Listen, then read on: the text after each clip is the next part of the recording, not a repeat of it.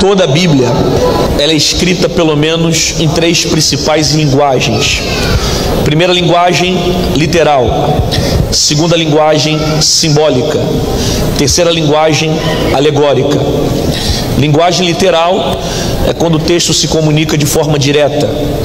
Linguagem simbólica é quando o texto usa uma simbologia para comunicar a revelação bíblica. Exemplo, a maior parte do livro de Apocalipse foi escrito de forma simbólica.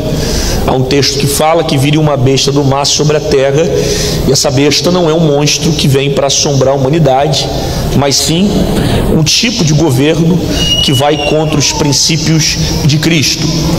A linguagem alegórica é quando o texto usa uma figura de linguagem para estabelecer também uma realidade bíblica. Exemplo, Daniel capítulo de número 10, diz que desde o primeiro dia Deus havia ouvido a oração de Daniel, porém o anjo não conseguiu entregar a resposta porque houve um impedimento do príncipe da Pérsia.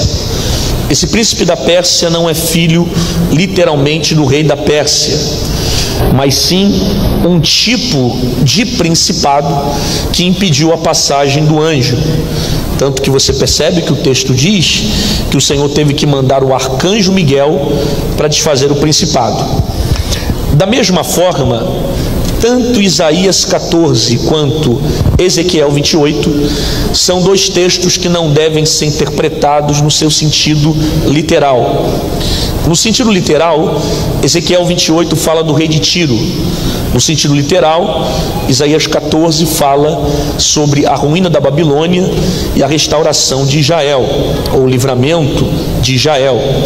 No sentido alegórico, tanto Ezequiel 28 quanto Isaías 14, a teologia antiga afirma a ideia que esses são os dois textos que afirmam sobre a origem de Satanás. São dois textos que vão falar sobre a origem do diabo. Logo, eu quero pregar sobre o inimigo invisível, mas para que você entenda quem é o inimigo invisível, você precisa compreender a sua origem. A palavra Satanás significa adversário, a palavra diabo significa enganador. A palavra Lúcifer é um termo que não existe na nossa Bíblia, porque é um termo que vem da Vulgata. Porém, a expressão que Isaías 14 em diante usa, versículo de número 12, diz: como caíste do céu, ó estrela da manhã, é o termo que se refere a Lúcifer. A expressão estrela da manhã se refere a Lúcifer. E você percebe como muitos lugares, e até cristãos, usam essa expressão para adorar a Jesus. És a nossa estrela da manhã. Ué, pastor, mas a teologia antiga não afirma que essa expressão se refere a Satanás? Sim, porém a forma como a Bíblia fala de Jesus está em Apocalipse, capítulo de número 22, versículo 16.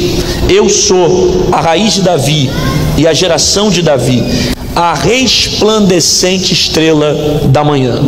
Então perceba, a forma como a Bíblia fala de Jesus não é somente como estrela da manhã, mas sim a resplandecente estrela da manhã.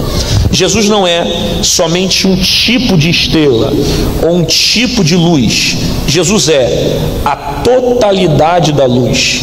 Ele é todo tipo de luz. Ele é a resplandecente estrela da manhã.